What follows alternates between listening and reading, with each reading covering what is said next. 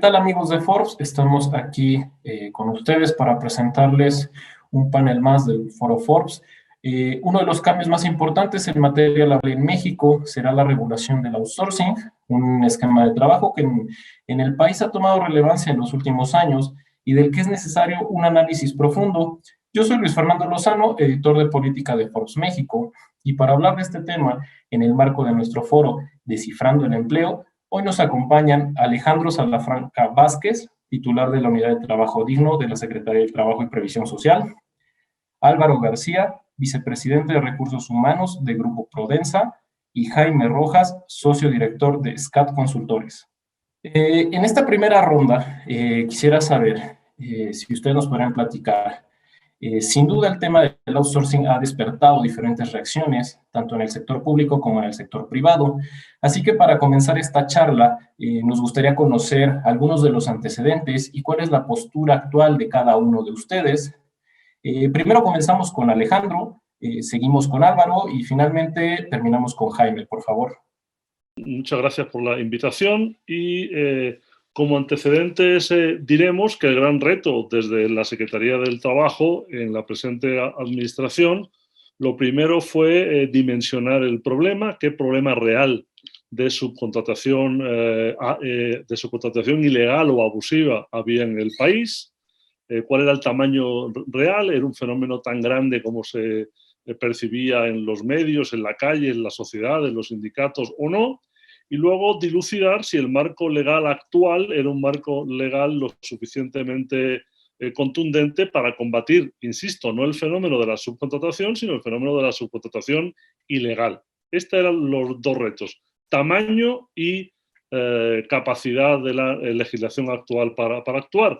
Lo que hicimos entonces en coordinación con el IMSS, con el SAT, con la Procuraduría Fiscal, con la UIF y con el Infonavit, fue salir al país, salir a la calle a hacer inspecciones federales del trabajo en materia de condiciones generales de trabajo enfocadas a la subcontratación y ver qué nos encontrábamos. Hicimos más o menos, les digo, entre 4.500 y 5.000 inspecciones que abarcaron un universo aproximado de 850.000 trabajadores, y lo que encontramos fue el modus operandi de la subcontratación ilegal. No fueron inspecciones aleatorias, sino inspecciones con información de muchas áreas que nos permitió ir a bolsas importantes donde se sospechaba que pudiera haber defraudación. Y lo que encontramos fue un esquema inmenso que afectaba a, ya les digo, entre 800 y 900.000 trabajadores, de esquemas vulnerando la ley actual. Estoy hablando de vulneraciones a la ley actual. Encontramos un esquema histórico de inspección por parte del gobierno muy laxo, por no decir que algunas veces inexistentes, y al amparo de los huecos de la legislación actual y de la inacción gubernamental, creció el fenómeno. Hicimos cálculos que aproximadamente 4 millones de trabajadores en México, infiriendo los datos de las inspecciones, pudieran estar en esquemas de subcontratación. En conclusión, lo que encontramos es que la subcontratación es un fenómeno que puede abarcar prácticamente la subcontratación ilegal, que puede abarcar más o menos 4 millones de trabajadores de un universo total de trabajadores formales en torno a 21 millones. Esto es importante que lo tengamos en cuenta para ver el tamaño y la dimensión de la problemática. No es un detalle, es un problema total, ¿no? Teniendo en cuenta además que esos 21 millones de trabajadores formales forman parte a su vez de un global de 50 y tantos millones de trabajadores que en México están activos. Es decir, solamente una parte de la población activa es formal, y esa población activa formal, además, una parte importante está en esquemas de defraudación por parte de su esquema de contratación. Esta es la introducción a la problemática. Muchísimas gracias, Alejandro. Seguimos contigo, Álvaro, si nos pudieras regalar tu diagnóstico, tu postura actual al respecto de este tema. Pues el trabajo en régimen de subcontratación es una figura que existe en nuestra legislación desde el año 2012 y que en los últimos 8 años múltiples empresas han recurrido a esta figura que existe en nuestra norma hoy vigente para una variedad muy amplia de servicios especializados que necesita para la operación. Hace 2 años que la Ley Federal del Trabajo sufrió su más grande transformación y que nos ha ocupado a los centros de trabajo, pues no se tocó el tema de la subcontratación, pero yo diría casi se reformó la ley en mayo del 2019, fue publicado, que muchas iniciativas se estuvieron presentando en las 2 cámaras del Congreso, algunas en un sentido más duro hacia suprimir la figura, a otras en un sentido de reglamentar o acotar, pero sin prohibir. Y creo que es al final la iniciativa presentada por el presidente en noviembre pasado la que ya da el toque final de que este tema avanzaría, ¿no? Para las empresas es una figura, está en la norma, es una figura que ha sido importante, el que está ahí, y como bien comentaba Alejandro Salafranca, ¿no? La misma autoridad del trabajo, la misma secretaria, junto con el IMSS, junto con la UIF, comentaron en Parlamento Abierto en febrero del año pasado, en San Lázaro, que quizás no era necesario cambiar la ley, que solo faltaba voluntad, un poco mencionaba ahorita Salafranca, ¿no? A lo mejor la acción de inspección faltaba en otros tiempos, esa voluntad de ir tras estas formas abusivas, ilegales, que evaden fisco, que defraudan también a los trabajadores, y pues ahí nos encontramos a la expectativa de cómo será verdaderamente el sentido que traiga una posible reforma a nuestra legislación. Muchísimas gracias, Álvaro. Pasamos contigo, Jaime, si nos regalas, por favor, cuál es tu diagnóstico y tu postura actual al respecto de esta regulación. Probablemente decir que en una apreciación personal estamos teniendo hasta cierto punto un retroceso, Luis Fernando, porque en un origen el outsourcing tuvo una justificación válida de negocios, particularmente porque nace a partir de la salvaguarda que necesitaban las empresas para proteger sus activos de aquellos riesgos laborales que de alguna manera se habían venido presentando con un fenómeno pues, bastante negativo en contra de estas. A partir de ello, en una, diría, evolución distorsionada, ¿sí?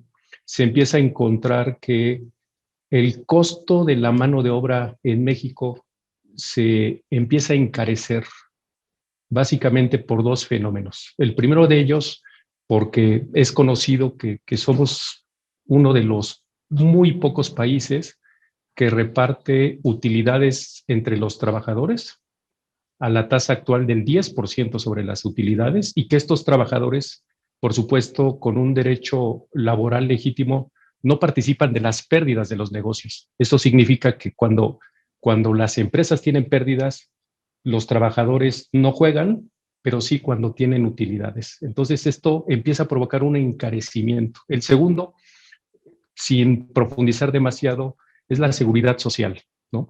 Me parece que hay un punto en donde la necesidad de mayores y mejores servicios médicos, de pensiones, provoca que la seguridad social se encarezca.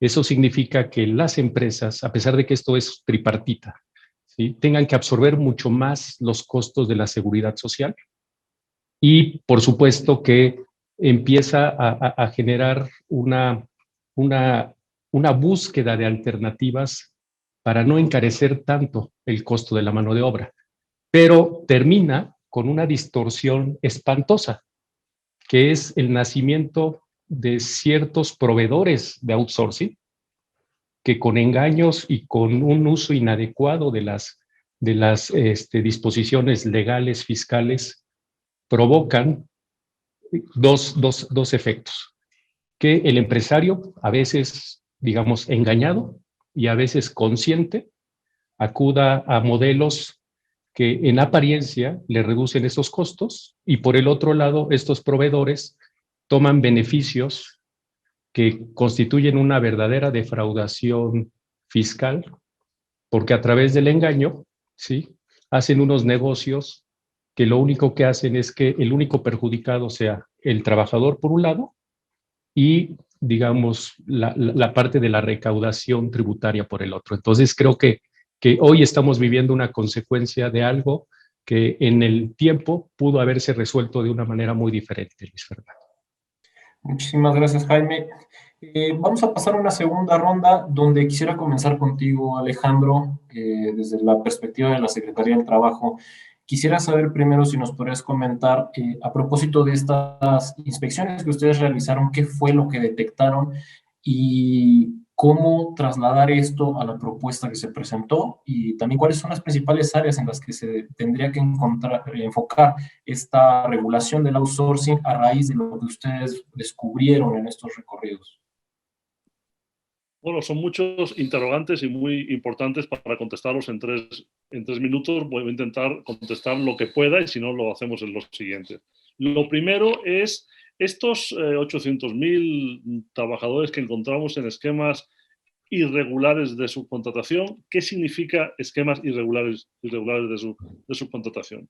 Grosso modo, significa empresas que estaban teniendo esquemas de subcontratación agresivos, vulnerando todo lo que es fundamentalmente el artículo 15 y sus incisos de la ley actual. Es decir, empresas que no tenían ningún trabajador, es decir, empresas productivas reales que toda su plantilla estaba en un tercero o en muchos o en una red importante, que se pagaban, se daba de alta en el IMSS solamente a los trabajadores con un salario mínimo, cuando la investigación, en la inspección, nos dimos cuenta que eran falsos salarios mínimos, porque esos trabajadores estaban en 2, 3, 4 o 5.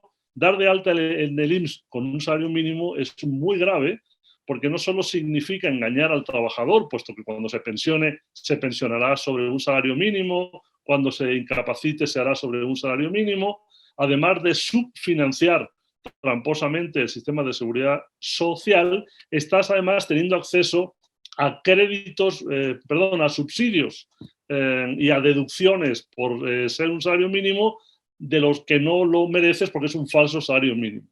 Es decir, estafas a la seguridad social, en este caso al IMSS, estafas al trabajador, etc. Y luego otro tema importantísimo es el resto del salario que no se le da de alta en el IMSS. El modus operandi que encontramos es que se le paga por distintas pagadoras, es decir, al trabajador le caen en una quincena 3 o 4 depósitos distintos de patrones distintos que completan el salario, pero los conceptos por el que se los paga son, por ejemplo, derechos de autor, como si un trabajador de un hotel o de una fábrica fuera un compositor de música, ¿no?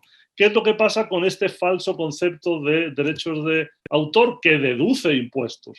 Es decir, es una gran industria de la defraudación. Defraudación al trabajador, fundamental, defraudación a la hacienda pública en general y defraudación a la seguridad social. Esto es lo que encontramos. Ahora, insisto, lo encontramos en cantidades industriales y en esquemas muy agresivos, menos agresivos y esquemas, digamos, que vulneran la legislación, pero de una forma más moderada.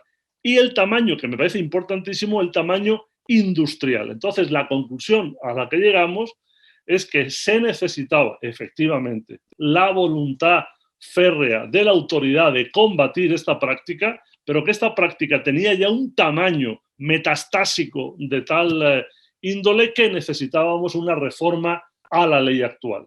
Es decir, la ley actual, además de no haber sido vigilada en su cumplimiento en tiempo y forma, finalmente se había desbordado y el tamaño de la problemática era tal, millones de personas y millones de empresas, que necesitábamos una legislación más clara, más sencilla, más contundente, que finalmente respondiese a la necesidad de saber nítidamente y con trazabilidad absoluta quién es el patrón de quién y evitar de cuajo la práctica del suministro puro de personal sin ningún condicionante, que lo que permitía es todas estas acciones de ilegalidad que el propio Jaime nos esbozó hace un minuto. Entonces, la idea fue, durante todo el año 2020, discutir una reforma sencilla de aplicar, sencilla de cumplir y sencilla de vigilar, que no afectase a las empresas que cumplen, que no afectase la productividad,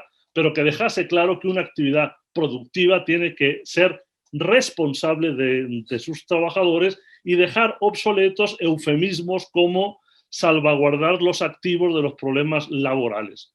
Por ponerles un ejemplo de lo que se suele hacer. Necesitan las empresas responsabilizarse de sus trabajadores, tener claridad de quién es el patrón de quién, pagar el PTU en el marco del derecho constitucional y en el marco de la ley y eso sí, poder contratar los servicios especializados que no sean de la materia de la compañía. Esto se hace en México y en todo el mundo. Esta fue en general el proceso y lo que hemos estado haciendo es discutiendo en parlamentos abiertos el cómo, no desde un dogma, sino desde dos convencimientos. Uno, el convencimiento de que hay que cumplir con el marco legal de la Ley Federal del Trabajo y mejorarlo. Y dos, que el objetivo fundamental no es otro que el que contrata un trabajador quede claro y nítido quién es el patrón y quién es el trabajador y se salvaguarden los derechos de todos. Alejandro, muchas gracias. En un sentido similar, quisiera consultar con ustedes, Álvaro y Jaime, desde su perspectiva más operativa, ¿cuáles serían los impactos que podría tener en las empresas una regulación de esta naturaleza y qué se necesitaría para cumplir con esta condición que comentaba Alejandro de que fuera fácil de aplicar y fácil de cumplir para ustedes como empresas? Primero, Álvaro, si nos regalas tu postura, por favor.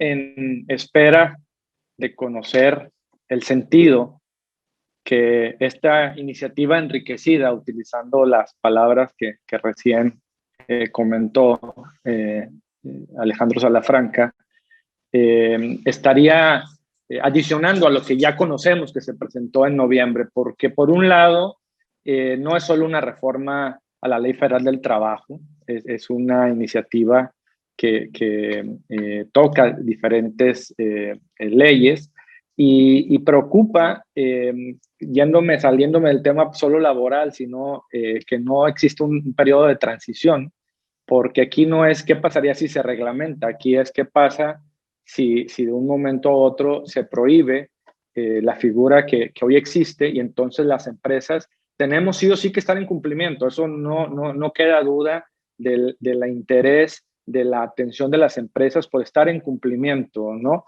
Pero el transitar de lo que es la norma vigente con todo lo que acaba de señalar Salafranca, ¿no? Con esta ley que estuvo ahí, que tuvo huecos, que generó abusos, que generó prácticas abusivas para los trabajadores, pero también están las empresas que cumplen, ¿no? Entonces, ¿cómo transitar en algunas disposiciones que hoy todavía, y por eso esperamos el sentido y conocerlo, que señalen para verdaderamente tener un mejor conocimiento de qué tenemos que hacer y cuánto tiempo tenemos para hacerlo? Y no estoy hablando de las empresas que hoy están en incumplimiento, ¿no? O sea, nadie defiende lo indefendible, lo mencionaban ahorita, empresas que no tienen trabajadores. La norma actual lo señala, el trabajo en régimen de subcontratación no es legal si abarca la totalidad de tus trabajadores. O sea, ya hoy están en incumplimiento, ellos deben de transitar, pero los que no conocemos qué pasará, más allá de lo que está en prensa y lo que trasciende con el registro de las empresas, ¿no? ¿Qué pasará con los proveedores que hoy tengo de servicios, que no hay duda que son especializados?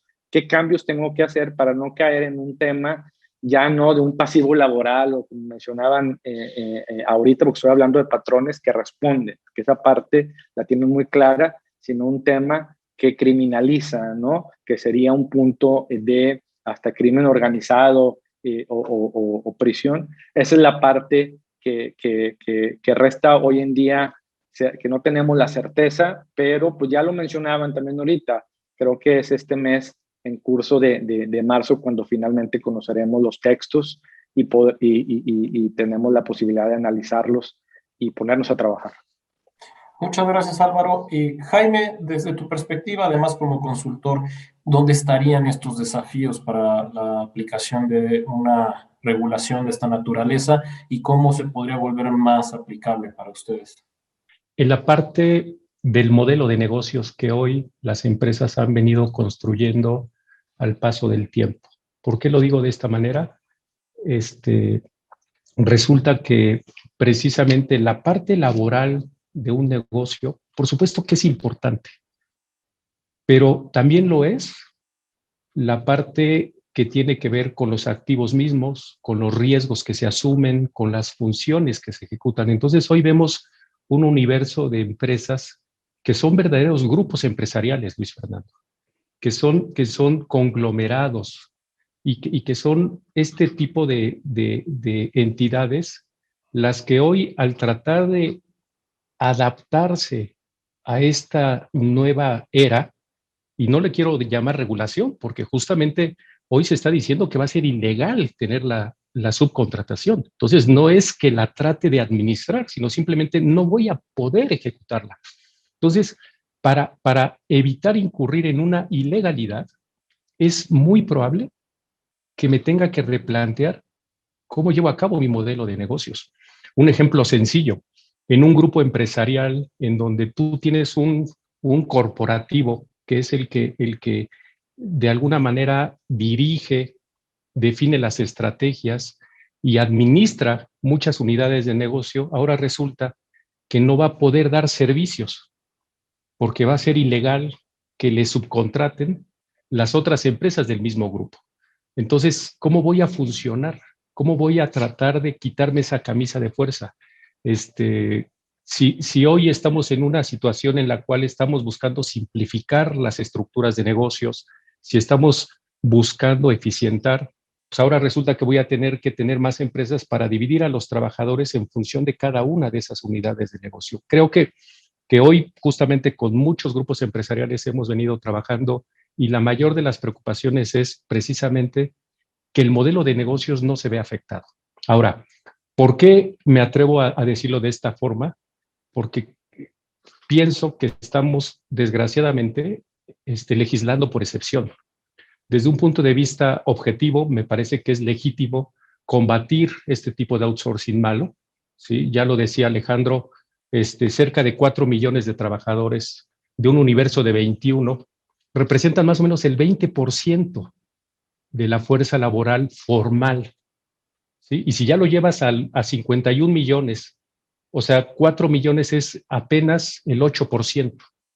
Entonces, estamos castigando al 80% de los empresarios para tratar de buscar cubrir un problema del 20%. Entonces, me parece que esto, desde un punto de vista, digamos, ya de política, voy a decir fiscal, porque creo que las consecuencias económicas son sumamente graves en lo fiscal. ¿Por qué? Porque van a castigar al que contrate al prestador de servicios, al que reciba la contratación, no al outsourcing malo, ¿sí? Si mi empresa decide contratarlo, resulta que ahora voy a tener un castigo de un gasto no deducible, de un IVA que no voy a poder acreditar, me voy a hacer responsable por la carga social y por supuesto por la parte laboral de los trabajadores de la persona o de la empresa que me está dando los servicios, cuando él probablemente, siendo el responsable directo, ¿sí?, se puede escabullir. Bueno, Jaime, muchas gracias. Vamos a pasar a una tercera ronda, aprovechando esto que comentaba Jaime. Alejandro, te quisiera consultar por el tema de las afectaciones y particularmente en el contexto que estamos viviendo de una crisis económica potenciada por una pandemia.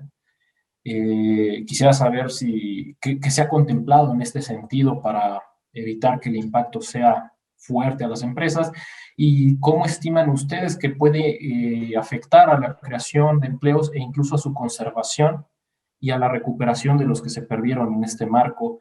¿Qué es lo que desde la perspectiva de la Secretaría de Trabajo se manejaría en este sentido, Alejandro?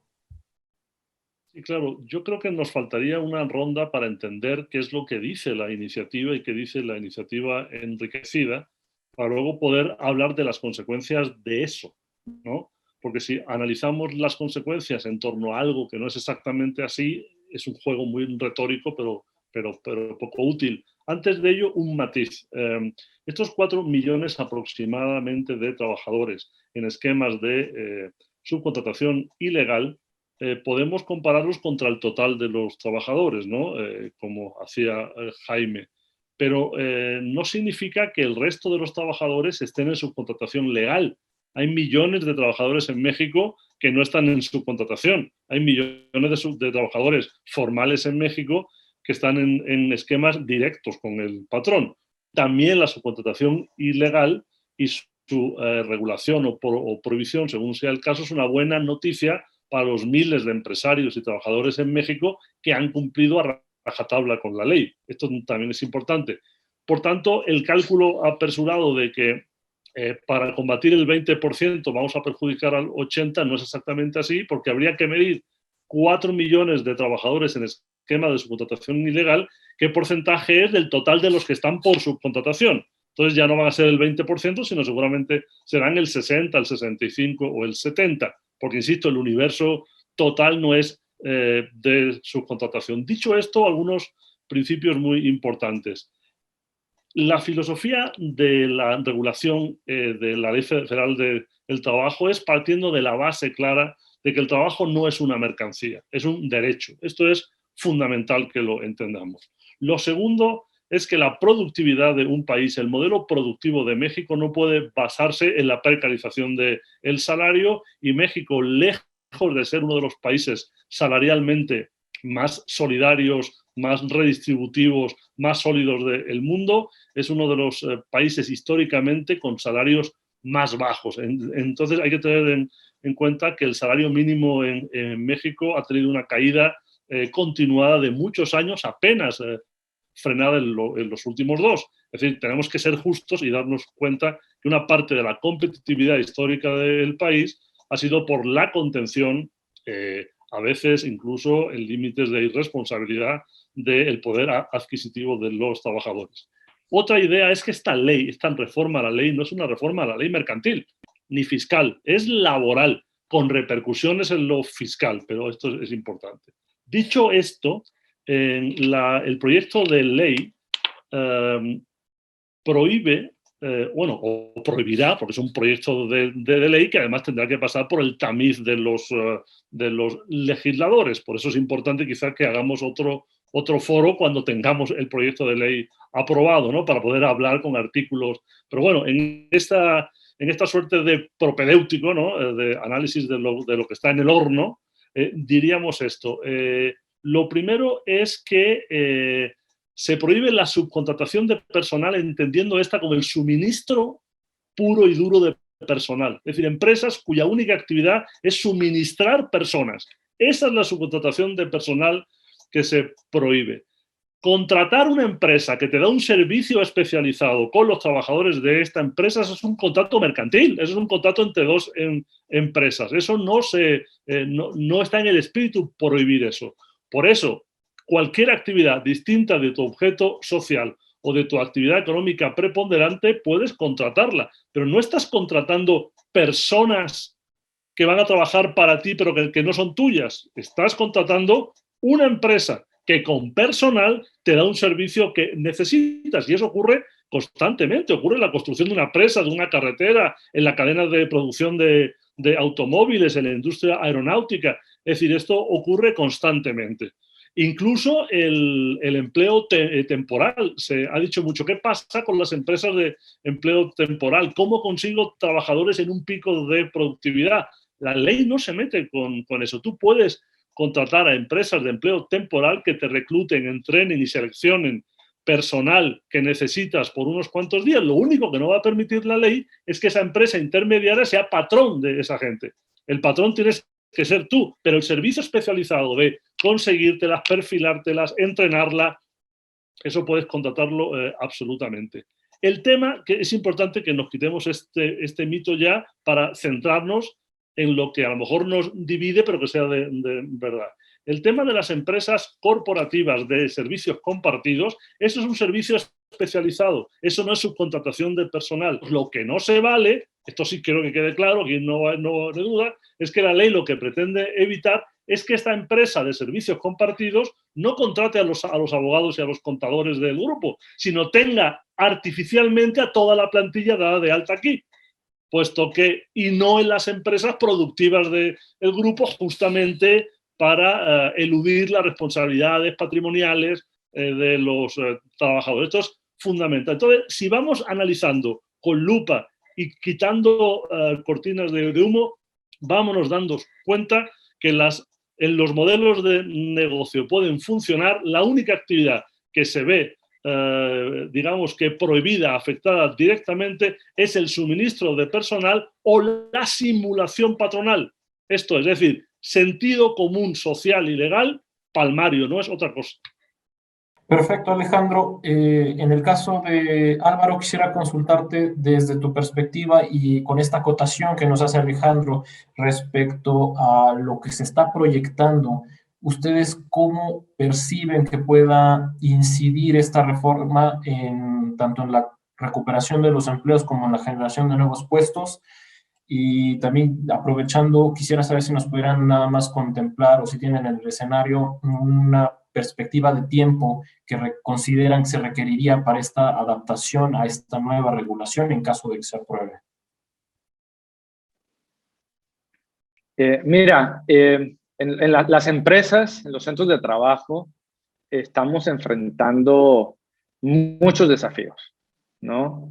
Estoy hablando de la pandemia, decir que solo el tema de la posible reforma a la subcontratación podría afectar a la recuperación de los empleos sería incorrecto, incompleto, ¿no? Porque es enorme los desafíos que hemos enfrentado en los centros de trabajo en múltiples frentes y además ha sido contrastante.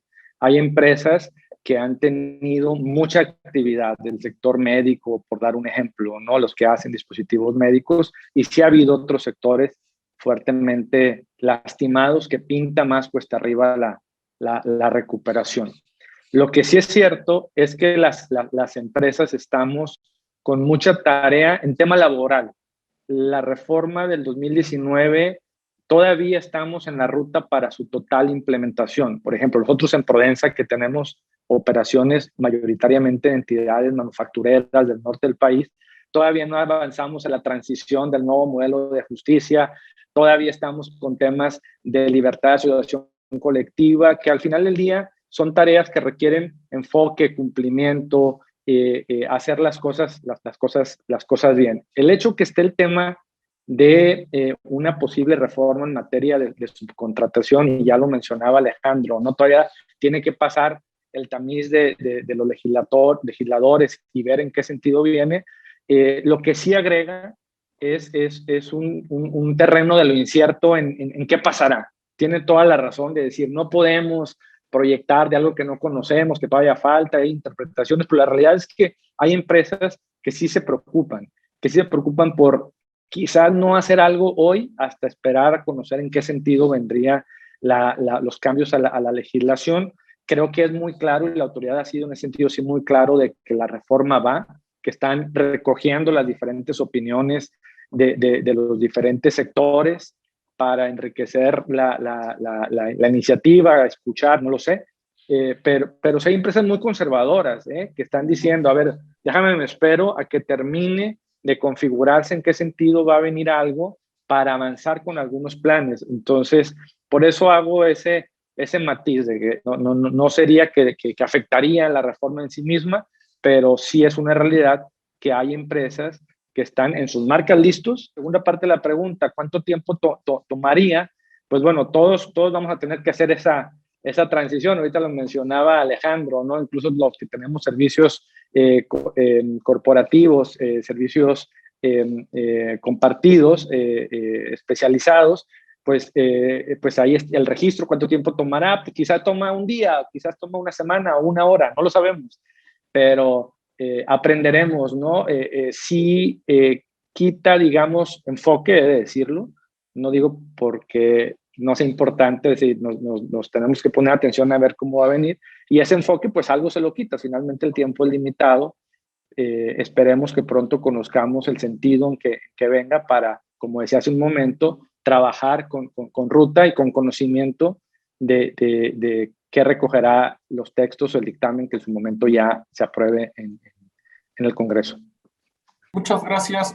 Jaime, aprovechando lo que comentaba Álvaro respecto a las empresas que parece que están pensando o repensando la situación de permanecer en México, ¿cuáles son las inquietudes que les han manifestado ustedes como consultores en este sentido? Y precisamente también en cuanto al asunto del impacto causado por la pandemia en relación con la recuperación de empleos. Claro que sí, Luis Fernando. Primero, agradecerle enormemente a Alejandro el enfoque y por supuesto, aplaudir, si me lo permite, este ángulo ya de análisis y de interpretación, porque me parece que aterrizando la reforma, como ya lo plantea Alejandro, va a quitarle muchos elementos de preocupación para el sector empresarial, ¿no? Sobre todo para el grupo de empresas, tanto mexicanas como multinacionales, que tienen en sus principios básicos el cumplimiento, ¿no? Y creo que en esa parte es en donde trataría de abordar tu pregunta, Luis Fernando. Yo creo que ciertamente el grueso del empresarial va a cumplir con las disposiciones que se aprueben, ¿sí? No importando cómo terminen de aterrizarse. Probablemente lo que sí puede provocar, y ya lo estamos viendo con un grupo importante de empresas, sobre todo multinacionales, es una preocupación hacia, digamos, el posible encarecimiento que va a tener ese cumplimiento. Y déjenme tratar de explicarlo, si me lo permiten, porque precisamente, digamos, con un ángulo más financiero, fiscal, ¿sí? Pues el que ahora, sobre todo hablando del efecto que puede tener el participar a los trabajadores en las utilidades, va a provocar que un grupo o una empresa que cumpla, ¿sí? Va a tener una tasa efectiva de impuestos en México más alta de la que venía pagando, que ya de por sí es una tasa alta. Ejemplifico muy rápido. Asumamos que tiene una utilidad de 100 pesos. Se va a pagar un 10% de PTU, le va a quedar un flujo de 90. Y lo digo así porque la PTU es un gasto que sí es deducible del impuesto sobre la renta. Sobre esos 90 se va a pagar el 30%, que es la tasa corporativa que tenemos, que significará 27 pesos. ¿Sí? Al restarle esos 27 pesos, la empresa se queda con un flujo neto de 63 pesos. En el momento que se decrete el dividendo de esas utilidades, ya sea a un empresario o persona física mexicano o a un extranjero, por ley se le retiene un 10% sobre esos 63 pesos. O sea, se le van a retener 6.3 pesos. ¿Sí? De tal suerte que un extranjero se va a llevar a la bolsa 56 pesos. Lo que significa que el haber invertido en México le está costando 44 pesos. Que comparativamente hablando con otros países, es probable, ¿sí?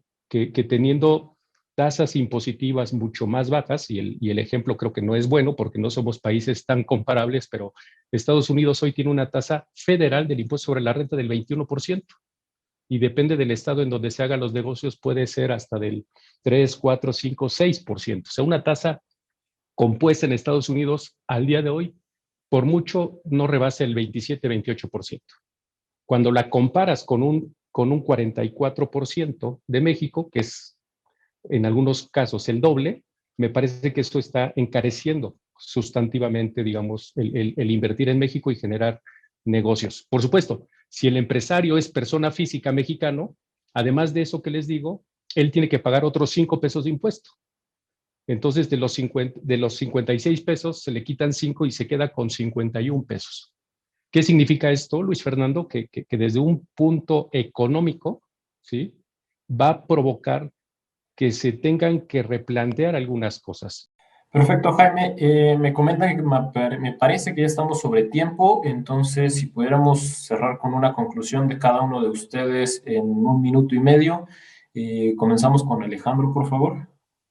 En general, y terminaría yo con un mensaje muy optimista, estoy convencido de que va a salir un proyecto, una ley, una reforma de la LFT y las leyes que la acuerpan muy sensato.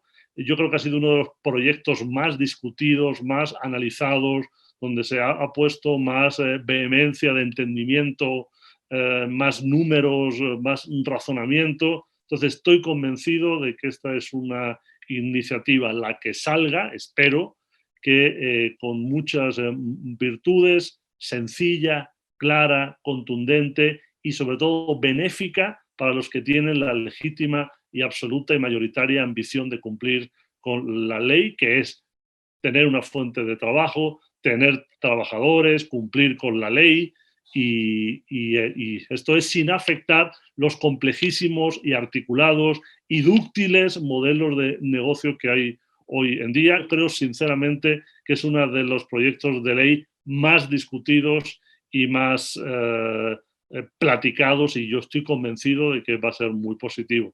Muchas gracias. Alejandro, gracias. Álvaro, por favor.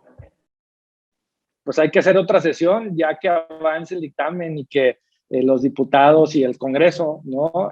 Dictamine para en su momento poder volver a dialogar con el sentido final que la ley vaya a ser aprobada. Creo que sería importante, pero pues, al mismo tiempo yo diría invitar a las empresas. Tampoco tenemos que esperarnos a que eso suceda para tomar acción. Hay muchas cosas que ya estamos haciendo, hemos hecho desde algunas semanas, ¿no? Hacer esta revisión minuciosa de los servicios que hoy se tienen bajo la modalidad de subcontratación, cuáles son aquellos que sí son distintos a la actividad preponderante, revisar que el que nos provee el servicio pues es una empresa que se dedica, y es a lo mejor muy sencillo lo que digo, pero es importante, por ahí hay que comenzar, ¿no? Y aquellas que están en esquemas en donde no queda duda que aunque no cambie la ley, que no haya la reforma, están en un esquema